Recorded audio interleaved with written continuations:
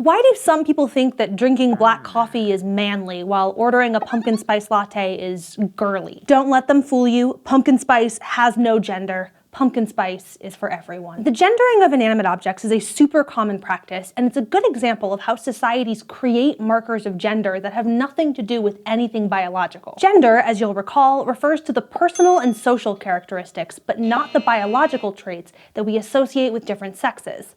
That's why sociologists say that gender is a social construct, something that we as a society create and enforce. Now, those social constructs may be totally made up, but their effects on how we interact with each other are very real. Indeed, gender influences how we organize all of society and how we distribute power. Trust me, the identity politics of your morning coffee are only the beginning.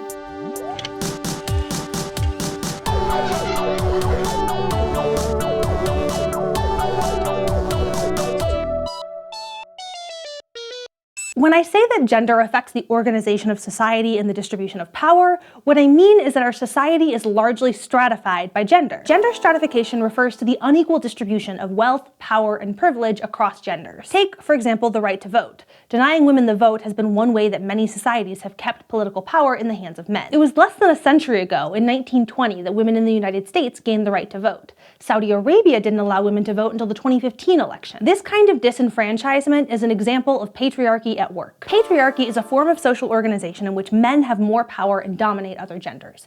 Matriarchal or female-dominated societies exist too, but most societies throughout human history have been patriarchies. And patriarchal societies are maintained through a careful cultivation of attitudes, behaviors, and systems that favor men and encourage society to believe that one gender is innately better than others. Also known as sexism. For example, little girls may sometimes be encouraged to be tomboys, but young boys are often shamed for liking toys that are considered stereotypically feminine, or even, say, the color pink. Societies often define and celebrate certain sets of characteristics as being masculine. Sociologist Raewyn Connell describes this process as hegemonic masculinity. Think of the type of guy who's the lead in every action movie. Tall, broad-shouldered, strong, able-bodied, heterosexual, usually wealthy, probably named Chris.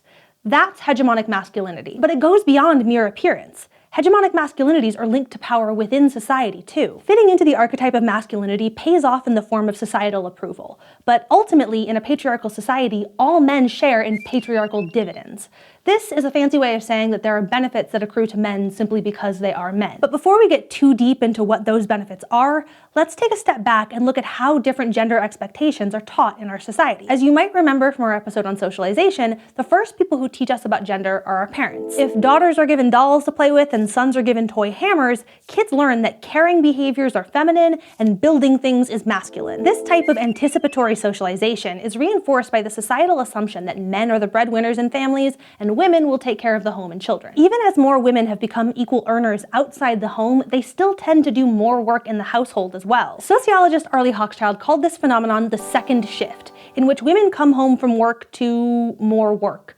Cooking, laundry, childcare, whereas men are more likely to spend their time in leisure after work. According to a survey on time use from the Bureau of Labor Statistics in 2015, full-time working moms spend about 9 more hours per week on household chores and caring for family members than full-time working dads. These gender dynamics are helped along by corporate and governmental policies that set aside parental leave only for women, and by less formal influences too, like commercials or TV shows that depict fathers who can't do the laundry or take care of their own kids for a weekend. The media play a big part in teaching kids about gendered ideals. Unfortunately, their depictions of what the typical woman or man looks like tend to be a bit skewed. Women in particular are exposed to messages that encourage them to value youth, beauty, and thinness.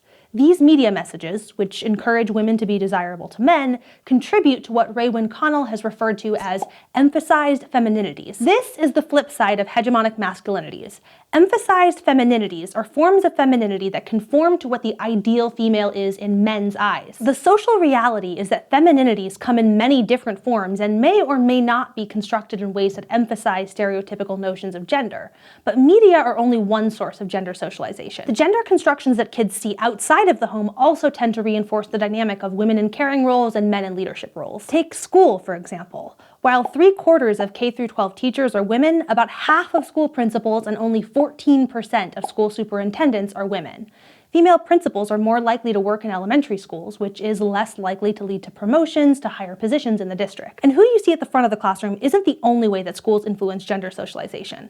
Let's go to the thought bubble to talk about how sports ended up as part of the landmark United States law about gender discrimination in schools, Title IX. Passed in 1972, Title IX is a law that prohibits discrimination on the basis of sex in public schools. It was originally developed in response to discrimination in higher education, such as enrollment quotas or refusing to hire female academics with children, but the law became most well known for its effects on sports. Prior to 1970, most schools only had official teams for boys, and if a girl wanted to join the team, she could be turned away without question. As a result, only about 4% of girls played sports. By tying schools' funding to equal opportunities for boys and girls, Title IX required that schools offer girls just as many opportunities to play sports as boys.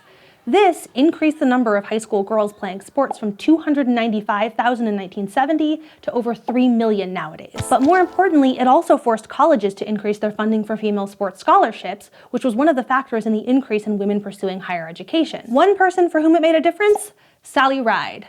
Thanks to Title IX, she was able to get a tennis scholarship to college, which led to her studying physics and eventually becoming America's first female astronaut. Thanks, Thought Bubble. Since the 1970s, the number of women pursuing higher education has skyrocketed, with women now making up the majority of all college graduates. But different majors attract different genders, with men being heavily represented in fields like computer science, economics, and engineering, while women are more likely to cluster in biology, psychology, or sociology. Moving past education, the jobs that women work tend to be in service or care positions, such as food service, education, healthcare, and administrative roles.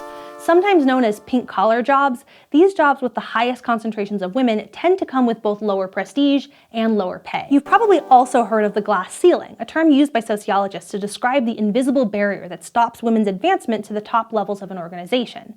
Women are particularly underrepresented in leadership positions across all major institutions. Of the Fortune 500 companies, only 32 CEOs are women. In politics, only 19% of the US House of Representatives and 21% of the US Senate are female.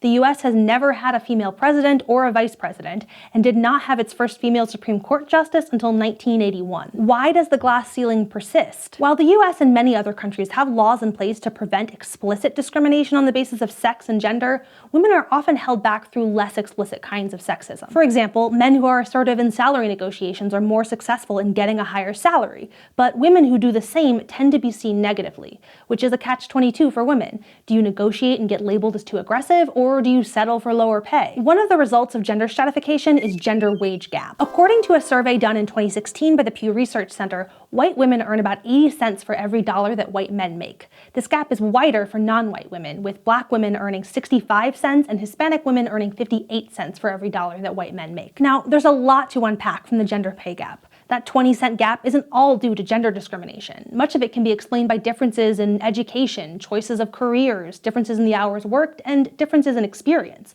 But those last two factors, hours worked and career experience, are often related to the decision to leave the workforce to care for children, which is way more normative for women than for men. So some people argue that if we can explain the gender gap by looking at people's choices, then it must be the people alone who are responsible for the gap being there. But the fact is, society has a tremendous influence on what choices people make, as well as what type of person is considered the right fit for a given job. Yes, the gender gap is smaller if you compare female CEOs with 30 years of work experience to male CEOs with 30 years of work experience, but there are fewer women who are offered those positions. Gender socialization is also part of why women might choose to opt out of the workforce to care for children. And society also informs the educational choices that women and men make that contribute to the gap. For example, until the 1980s, the number of women who majored in computer science was increasing at a pace similar to other fields like medicine. But around 1985, that rate began to drop, roughly around the time that personal computers and video games came on the market and were marketed as gadgets for boys and men.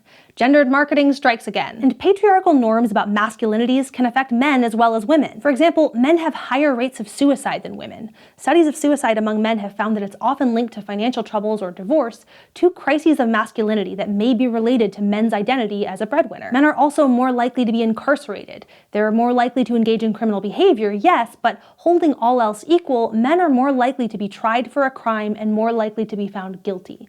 This stems from the stereotype that women are more moral and innocent, an example of benevolent sexism that makes women less likely to be seen as criminal types. But benevolent or not, sexism and the patriarchy have real impacts that make it harder for all genders to be on even footing in our society. Today we learned about some of those impacts, starting with discussing patriarchy and sexism and Raewyn Connell's concept of hegemonic masculinities and emphasized femininities. Then we discussed gender socialization in the home, media, and schools. Finally, we talked about how gender stratification results in different outcomes by gender in education, occupations, earnings, and criminal activity. Crash Course Sociology is filmed in the Dr. Cheryl C. Kinney studio in Missoula, Montana, and it's made with the help of all of these nice people. Our animation team is Thought Cafe, and Crash Course is made with Adobe Creative Cloud. If you'd like to keep Crash Course free for everyone forever, you can support the series at Patreon, a crowdfunding platform that allows you to support the content you love. Thank you to all of our patrons for making Crash Course possible with their continued support.